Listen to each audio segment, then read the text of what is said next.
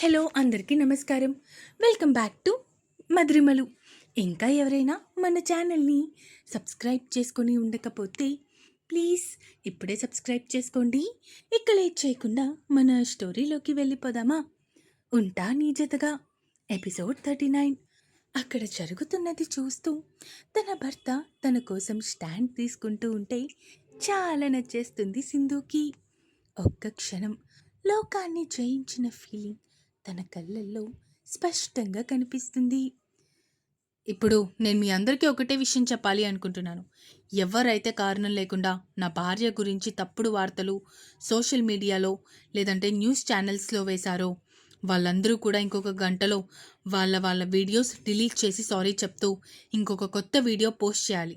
లేదంటే లీగల్గా వాళ్ళ మీద యాక్షన్ తీసుకోవడానికి నా పిఆర్ టీం క్షణం కూడా ఆలస్యం చేయదు అంటూ భార్యని తీసుకొని అక్కడి నుంచి వెళ్ళిపోయాడు అర్జున్ లోపలికి.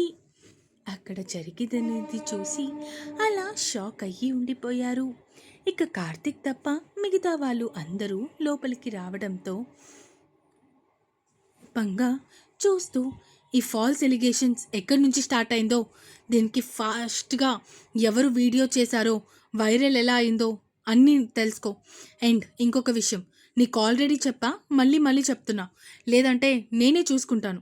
ఆ రోజు రూమ్ కీస్ అసలు ఎలా మారిపోయాయో తెలుసుకో అన్నాడు అర్జున్ రిషి వైపు చూస్తూ. అబ్బా, వీడు మళ్ళీ తిరిగి ఆ హోటల్ దగ్గరికే వచ్చి ఆగుతున్నాడు. ఒకవేళ నేనే చేశాను అని తెలిస్తే ఈ కోపంలో చంపేస్తాడు అనుకుంటూ అలాగేరా అంటూ అక్కడి నుంచి వెళ్ళిపోయాడు రిషి. ఈ రిషిగాడు హోటల్ విషయంలో ఏదో మతలబు చేస్తున్నాడు, నేనే కనుక్కోవడం బెటర్ అనుకుంటూ ఒక నిర్ణయానికి వచ్చిన వాడిలా సైలెంట్గా ఉండిపోయాడు అర్జున్. కానీ సింధు మాత్రం భర్త వైపే ప్రేమగా ఆరాధనగా చూస్తూ ఉంది.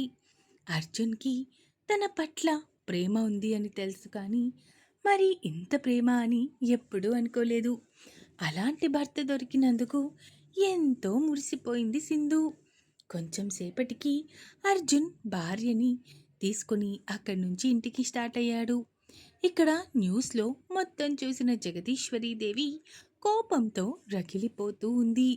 అర్జున్ గాడు సింధు మీద ఇంత ప్రేమను పెంచుకున్నాడా? లేదు, ఎలా అయినా ఆ ప్రేమ మొత్తాన్ని చంపేయాలి, లేదంటే ఆ సింధు నన్ను చంపేస్తుంది.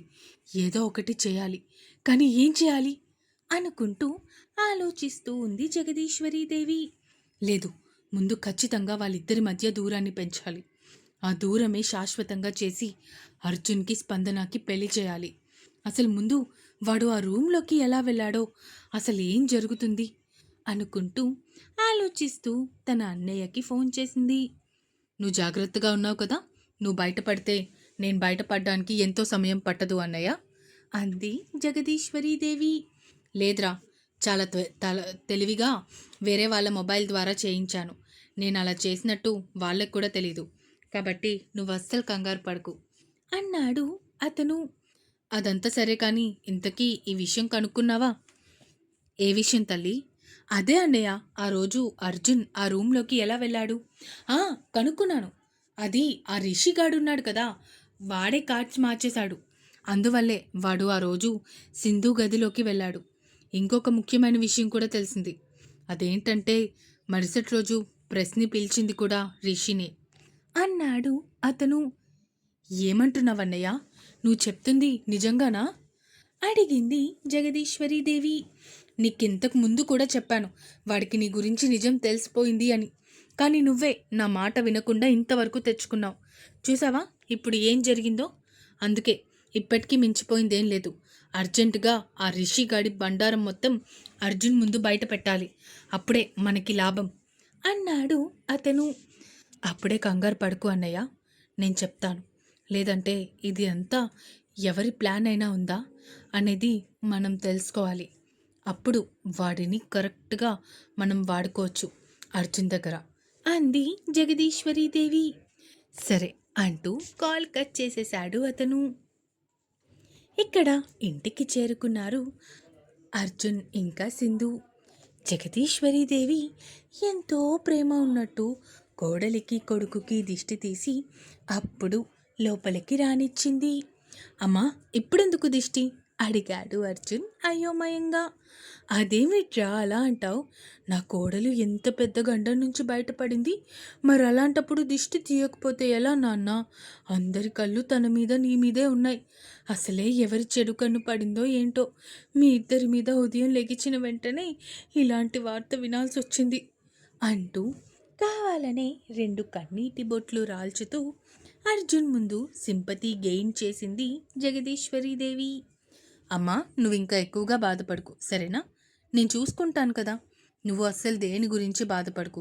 ఇప్పటికే 79% మా మీద నెగటివ్గా వచ్చిన వీడియోస్ అన్నీ డిలీట్ అయిపోయాయి.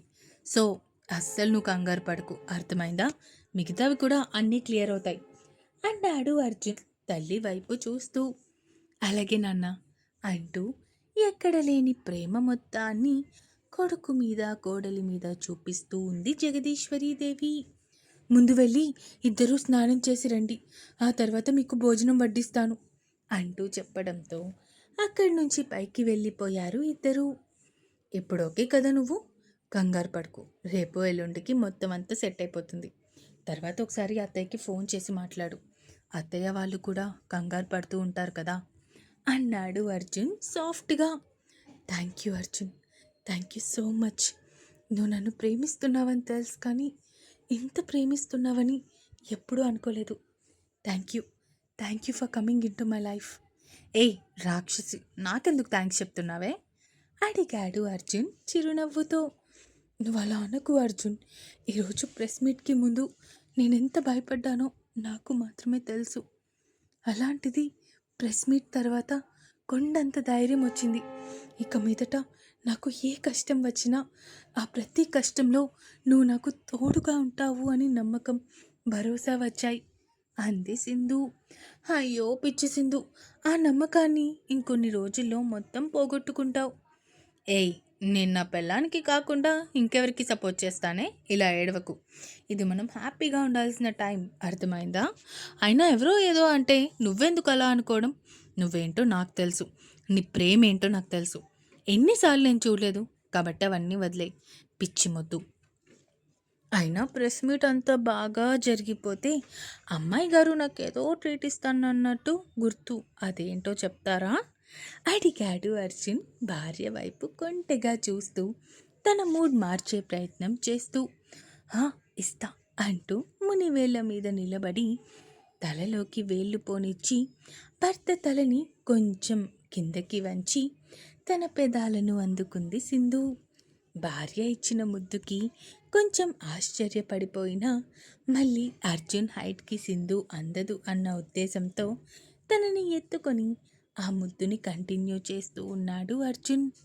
అర్జున్ వైపు చూస్తూ పెదాలను వదిలి మొహం నిండా ముద్దులు పెడుతూ, ఇది చిన్న ట్రీట్, నైట్కి మాత్రం పెద్దది ఇస్తా అంది సింధు సిగ్గుపడుతూ. అరే అలా ఎలా కుదురుతుంది, అది కూడా ఇప్పుడే ఇవ్వచ్చుగా అడిగాడు అర్జున్. అంత సీన్ లేదు మాస్టారు, వెళ్ళండి అంటూ భర్తని బాత్రూంలోకి పంపించి తల్లికి ఫోన్ చేసింది. హలో సింధు తల్లి, నాకు ఉదయం నుంచి కాళ్ళు చేతులు ఆడలేదమ్మా అంది కమలాక్షి. అమ్మా, ఇప్పుడంతా సెట్ అయిపోయింది. నీ అల్లుడు మొత్తం అంతా చెక్క పెట్టేశాడు, నువ్వే చూసావు కదా టీవీలో అడిగింది సింధు. అవును, అల్లుడు గారు మాట్లాడిన ప్రతి మాటలో ఆయనకి నీ మీద ఉన్న ఎనలేని ప్రేమ కనిపించింది. ఎప్పుడు అనిపిస్తుంది నా కూతురు నిజంగా చాలా అదృష్టవంతురాలు అని, ఇలాంటి ఇంటికి కోడలిగా వెళ్ళినందుకు అని అంది కమలాక్షి కూతురితో. సరే, నువ్వు అస్సలు కంగారు పడకు, నాన్నని కూడా కంగారు పడద్దు అని చెప్పు, చెల్లికి తమ్ముడికి కూడా చెప్పు, సరేనా అంది సింధు. అలాగే బంగారం, ఇక్కడ సంగతులన్నీ నేను చూసుకుంటాను, నువ్వు జాగ్రత్తగా ఉండు ఆయనతో అంటూ కూతురితో మాట్లాడుతూ ఉంది కమలాక్షి. ఇక అర్జున్ స్నానం చేసి బయటికి రావటంతో అమ్మ నేను మళ్ళీ చేయనా అంది సింధు. సరే తల్లి అంటూ కాల్ కట్ చేసేసింది కమలాక్షి. నువ్వు కిందకి వెళ్ళు అర్జున్, నేను కూడా స్నానం చేసి వచ్చేస్తాను, ఓకేనా అంది సింధు. అయ్యో, నువ్వు కూడా ఫ్రెష్ అవుతావా? సరే, ఇద్దరం కలిసి ఫ్రెష్ అవుదామా అడిగాడు అర్జున్ భార్య వైపు చూస్తూ. అంత సీన్ లేదు కానీ వెళ్ళు కింద అత్తయ్య పాపం ఎదురు చూస్తూ ఉంటుంది మీకోసం. ఇక్కడ మీరు లేట్ చేస్తే పాపం ఆవిడ ఫీల్ అవుతారు కదా అంటూ భర్తని అక్కడి నుంచి పంపించేసి తలుపు లాక్ చేసుకొని రిషికి ఫోన్ చేసింది. హలో సింధు చెప్పమ్మా. అన్నయ్య ఇందులో అత్తయ్య హస్తం ఉందో లేదో మనం తెలుసుకోవాలి. ఉంది అని ఖచ్చితంగా చెప్పావు కదా తల్లి. కానీ మనం దాన్ని ప్రూవ్ చేయాలి కదా అన్నయ్య. నువ్వు దానికి సంబంధించిన ఆధారాలు ఏమైనా వెతుకు. నేను కూడా ఇక్కడ అత్తయ్య నిజ స్వరూపం ఎలా అయినా అర్జున్ ముందు బయటపడేలాగా చేస్తాను. సరేనా అంది సింధు. సరే తల్లి అంటూ ఒక 5 నిమిషాలు మాట్లాడి కాల్ కట్ చేసేసి అప్పుడు స్నానానికి వెళ్ళింది సింధు. ఇంకా ఉంది. ఈ ఎపిసోడ్ ఎలా అనిపించిందో కామెంట్స్ రూపంలో తెలియజేస్తారు అని కోరుకుంటున్నాను. అలాగే సబ్స్క్రైబ్ చేసుకోవడం మాత్రం మర్చిపోకండి. ఇక ఉంటాను. Bye bye.